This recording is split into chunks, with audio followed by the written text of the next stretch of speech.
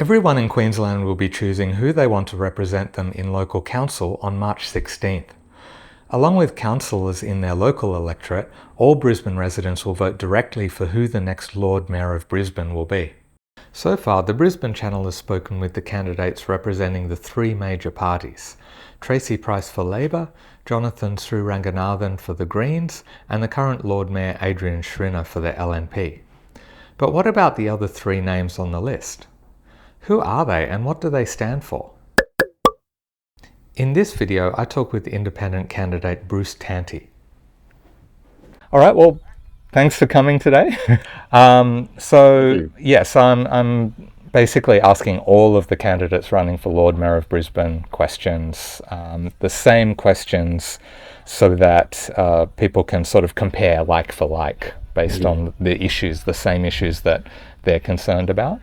But I guess coming into your interview, it's a little different in that you're independent. You're not running, supported by a major party or anything like that.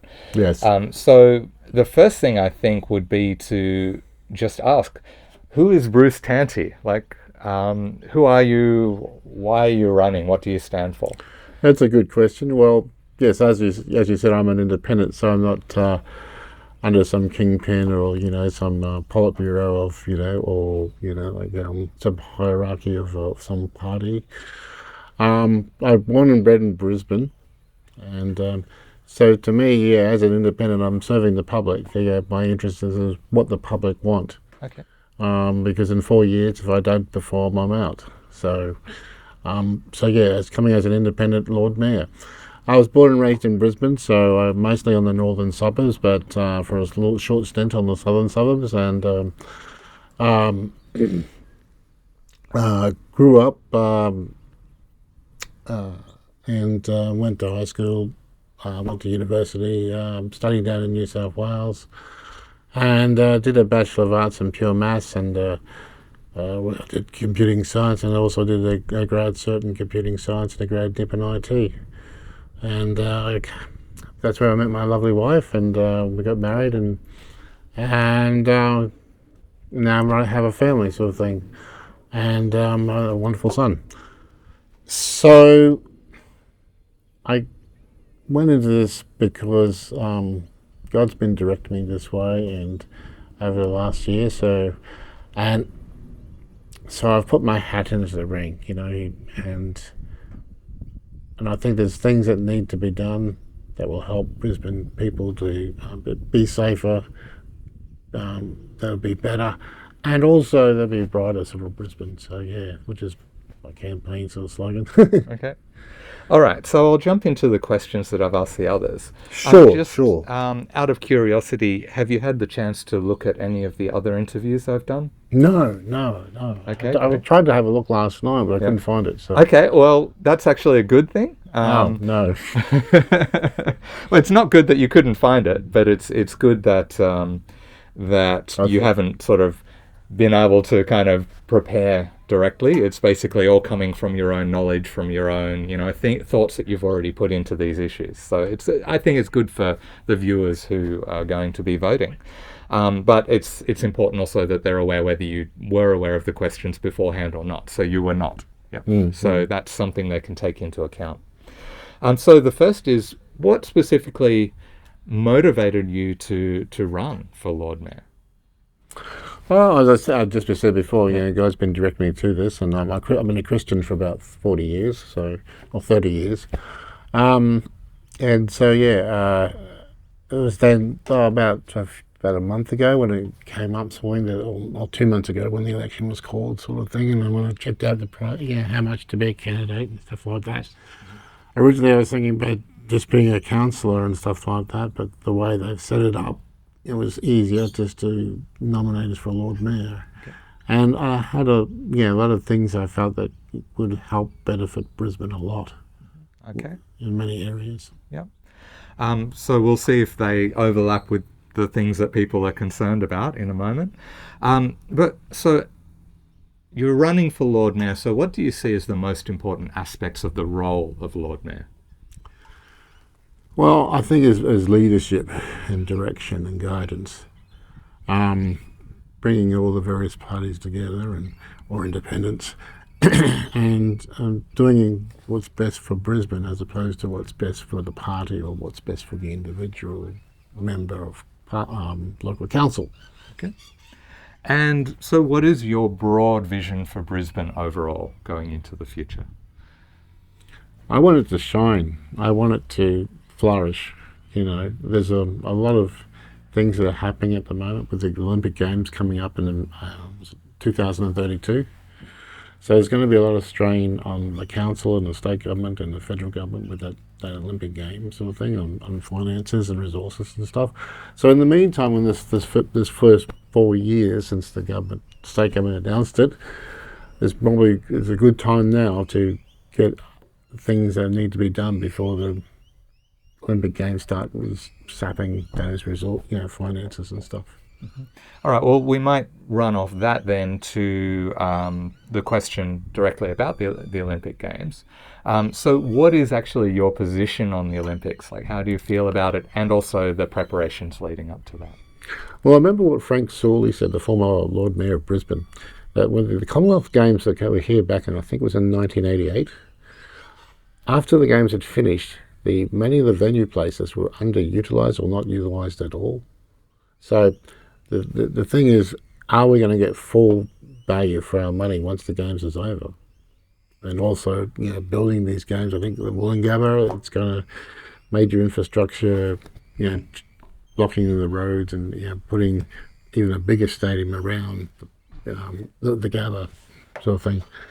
So that's going to be a bit of a headache for whoever's going to be the project manager. But yeah, so I think in the end I'd rather see people are coming to Brisbane because Brisbane offers this comfortable, relaxing lifestyle. I mean, I've lived in Sydney, I've lived in Melbourne, and I didn't see it as very comfortable. So very busy, but Brisbane has a comfortable lifestyle, a relaxing one, and I think that's one of the beautiful things about Brisbane. People say it's a country town and not really so, but that's one of the benefits of it. Like, look at this place we're in now. Mm-hmm. We're only a few minutes away from the CBD, and yet it's parks, gardens, plenty of birds and wildlife. Mm-hmm. Yeah. So that's actually, obviously there's a lot of changes happening in Brisbane at the moment in terms of the population, and it is growing. It's Australia's fastest growing city. So what thoughts do you have in terms of managing that population growth? Well, yeah, I mean, at the moment there's a big homeless situation sort of thing that's building up in Brisbane. And I've seen it down in Sydney and Melbourne when I was down there and stuff like that. And there's lots of people sleeping on the streets and stuff like that down there. And that was 10 years ago to 5 years ago. And, I remember seeing a young girl in Melbourne sleeping on the footpath in the Melbourne CBD, and she was just fast asleep, and she was only about 10 years old. I don't want to see that happen in Brisbane. They should be home, in a safe place. And so, we're thinking about parks that are underutilised or not utilised at all, and using them for people to set up tents and stuff like that, and maybe able to provide tents, and then also renovate old BCC, Brisbane City Council buses, or buses from other councils and stuff like that, and make them into sort of mobile homes, so that family can stay in there until they're up on their feet, mm-hmm. sort of thing. All right. Yeah. So it helps the homeless or any dormant council buildings are not really utilised at all. We could put people in there and stuff like that. And for both places to provide temporary laundry, mobile laundry, mobile kitchen, mobile dining area and stuff like that, and mobile shower block and stuff, and mobile toilets. Yeah, so it's sort of self-contained, and also they feel secure. All right, so one of the things that you're going to have to deal with as Lord Mayor of Brisbane is really dealing with, there's a lot of different interest groups, and sometimes those interests of different parties might sort of seem to be at odds with each other. So how do you manage all of that to make sure that you're basically meeting the needs of quite a broad and diverse group. Sure, Adam. Look, those diverse groups, there's going to be a balance of areas of consensus. So first look at that. Where do we all agree? And then look at where do we disagree. And if it's major, look at the minor parts where we disagree and see if we can sort of extend where we can, and encompass that. Whether the far ones, unless it's ones that show that there's a serious problem, we need to fix it, then look, we can accommodate that sort of thing, look into it. But I'm willing to listen, I'm willing to take on board ideas from other people, even other parties and stuff like that, whether it's on the right or whether it's on the left, and work together as a team and not as individuals. Because as a team you can accomplish more things than as an individual. Okay. So what's your assessment of the current state of Brisbane's public transport, and what thoughts do you have in that area during the next 4 years? Okay. One, it's adequate, but I think, as you said, the population is increasing and stuff. It's putting a lot of strain on the existing infrastructure. I'm looking that we can. Sorry, forgive me. Looking at the buses covering areas where I have black spots, so you're not walking a kilometre to get to the bus from, say, a workplace or something like that. And there are still some places like that. Others, it's like for the elderly, they got to walk more than 500 metres to get to the bus, in their area. So looking at saying shortening that distance, so maybe more buses. But the other thing is too is I'm really interested in the Aero Moval system, and that's developed by a Brazilian company, and they're based their system on the atmospheric railways that was developed 150 years ago, and they can go up steep inclines. The tracks can split, so not like on monorail, which is on one track and one track only. With these ones, you can put them on, they can split into multiple tracks and go to multiple destinations and come back. And the steep incline, so they can go steeper than what a normal train can do, and they're actually more cost efficient and economical, which is what I want to look at. Something so like one of my opponents is saying about bringing back the tram. Well, the tram is like I think there's a previous Lord Mayor, Clem Jones, for Brisbane, and he said that the trams were too slow. So this would be above, areas above the road, so it won't be slowing down the traffic. And it could go from, say, QUT all the way up to Barden on the old tramway sort of track, and probably even further. So that would leave a lot of strains on Waterworks Road and Caxton Street and stuff like that. And there's also other places here on the south side which would benefit on the same system.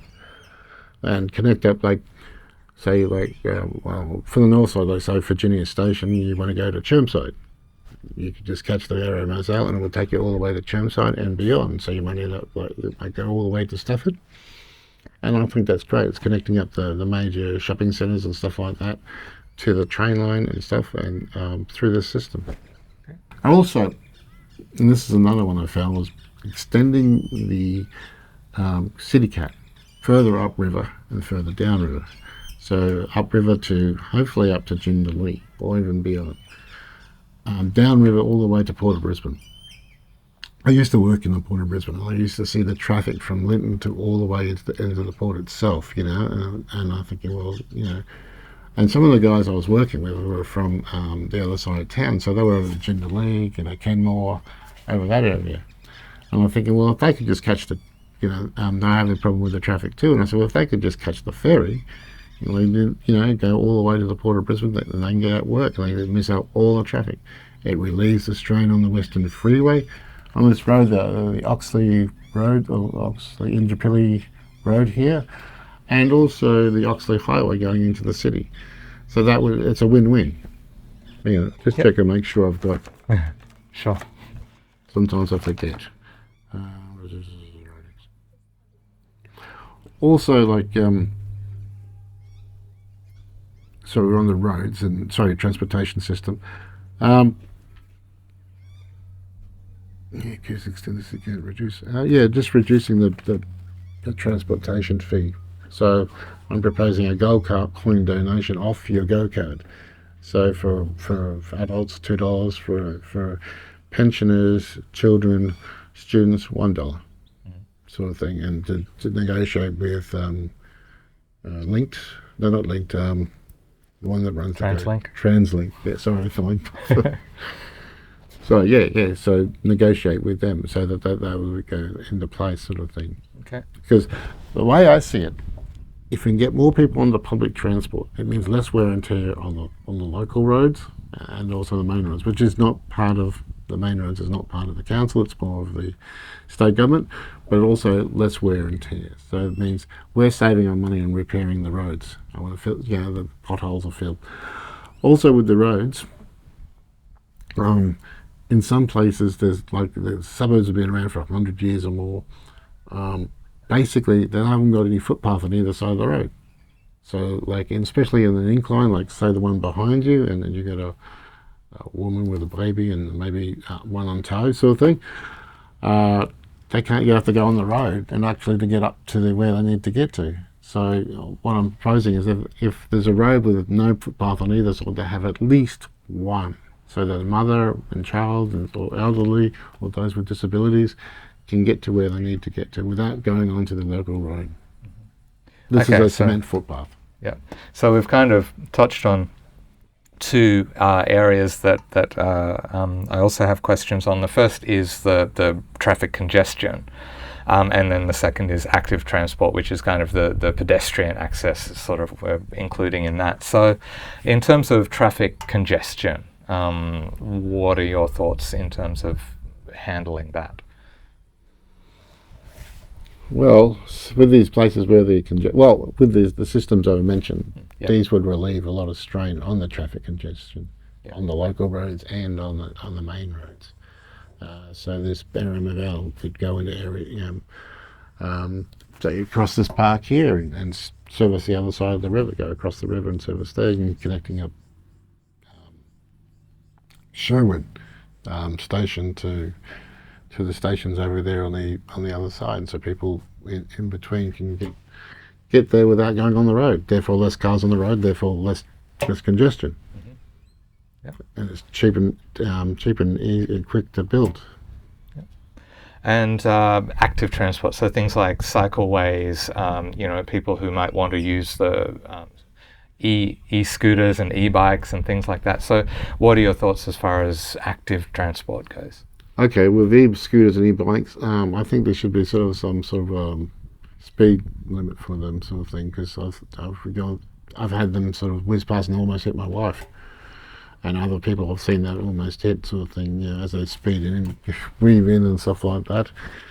So so I would like to see a limit on the speed, especially on public bridges and stuff like that, or public laneways.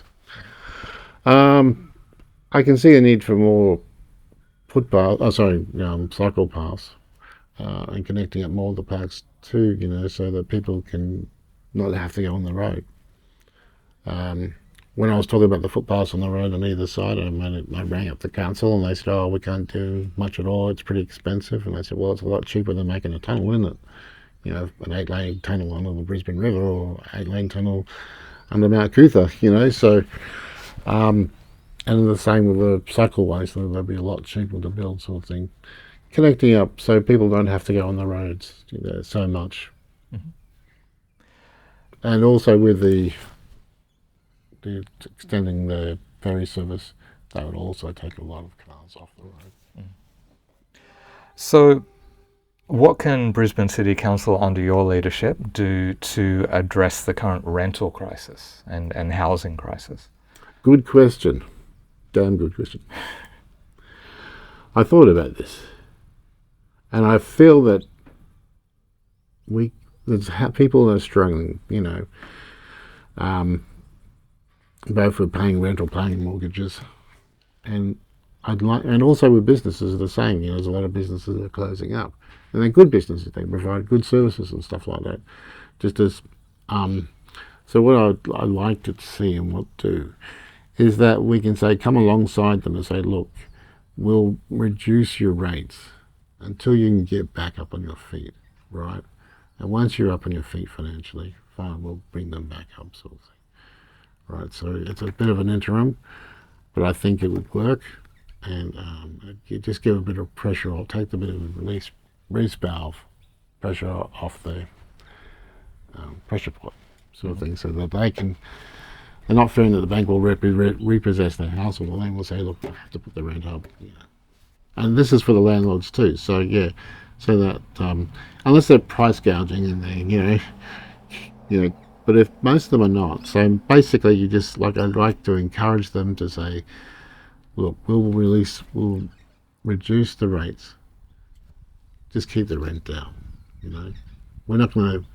I think one of my competitors wants to fine them, and bash them over the head with fines. I don't. I'd rather that should be the last case. The first case is let's negotiate.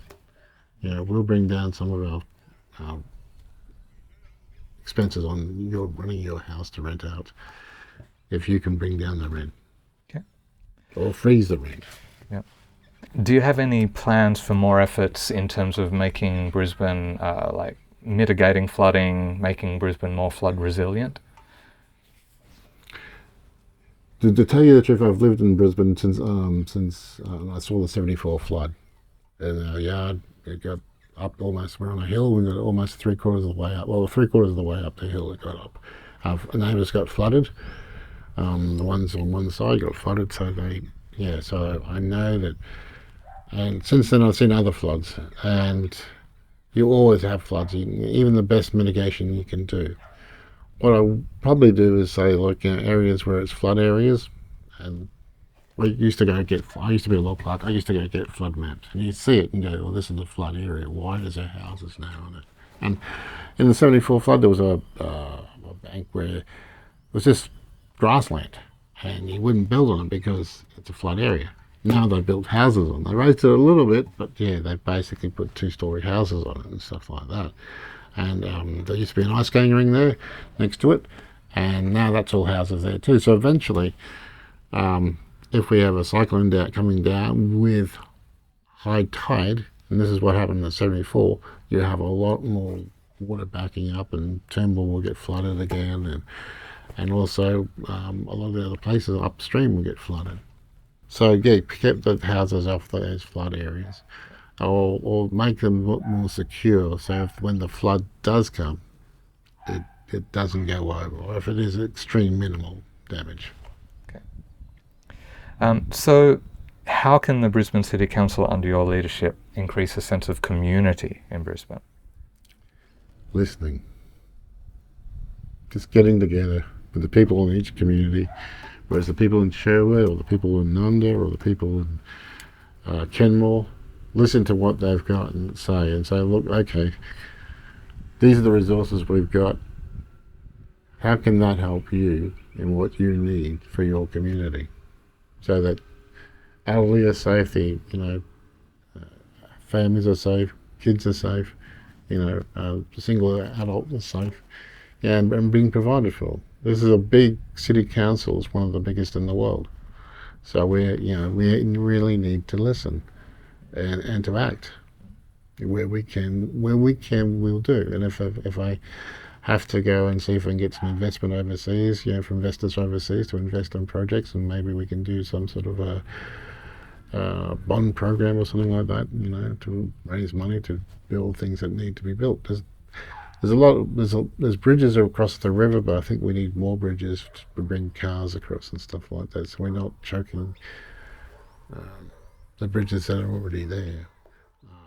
Because the car traffic will probably build up, so therefore build more bridges that can take cars. Green bridges are nice. I have nothing. Yeah, but the thing is, there's people still needing to get to work, still needing to take the kids to kindergarten or school or whatever, and they need to get to those places quickly. Okay, so what kind of culture within Brisbane City Council do you think is most conducive to getting things done? Sorry, Yeah, because ultimately, you're going to be setting the tone for how the City Council operates and how different areas within the council work together. So what kind of culture facilitates that? I can't remember the word, but one where we all cooperate together. You need something, I need something. Let's work together to satisfy each other's needs, as long as it's good for the community. Right? So I guess I'll be dealing with Green candidates, I'll be dealing with councillors, I'll be dealing with Labor candidates that are councillors and Liberals. So I'm saying, look, let's work together, because in 4 years' time, your electors will say you either done a great job or a poor job or somewhere in between, and you're competing with somebody else who's now wanting to take your place. So let's do the best we can for Brisbaneites. So I'm battling for Brisbaneites, right? So, and I want them too to be doing that, because that's what we're here to do, is serve them. Yep. It's a public office, not a private office.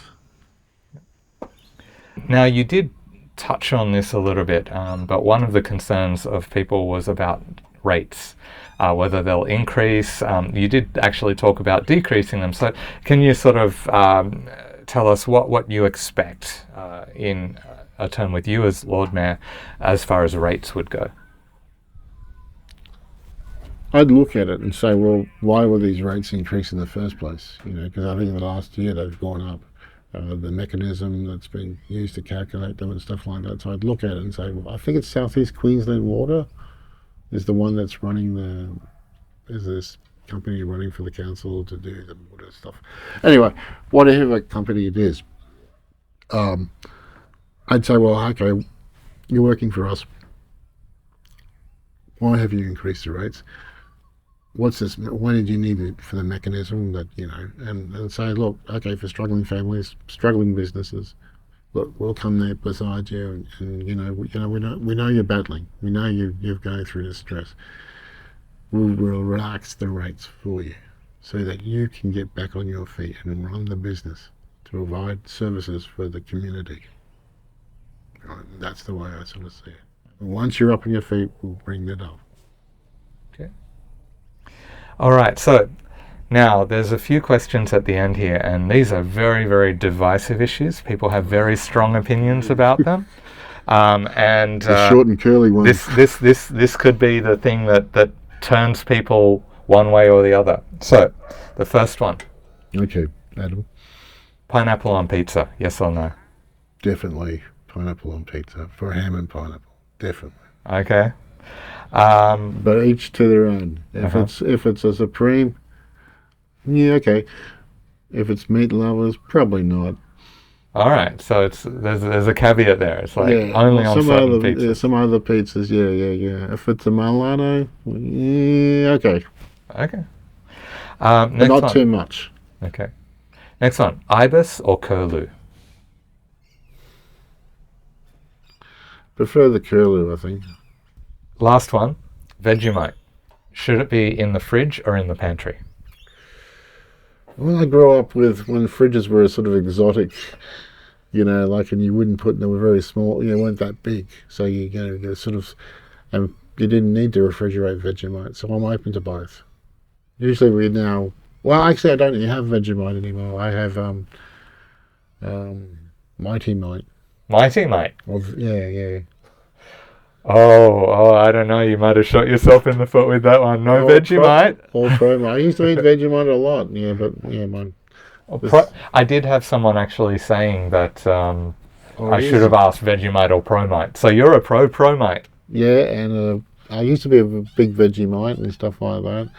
But as I grew older, I was sort of more into Pro-Mite and Easy Mite and Mighty Mite and. So a bunch of mites, so you're just like... Yeah, I still like my mites, yeah. Yeah, that's pretty much it for the question. So thanks so much for coming down and speaking with us. Thank you too. Yeah, Adam, I appreciate it. If people want to find out more about, your policies or, what your vision for Brisbane, where can they go to find that? Well, at the moment they can email me. I'm just sort of setting up the website. So, okay. But I can give you my brochure and that's got your email? Yeah, it's got the email, it's got the phone number. So, yeah, please, if they'd like to call in or email me, by all means. Okay. So, where was it? So all the details are there. Yep.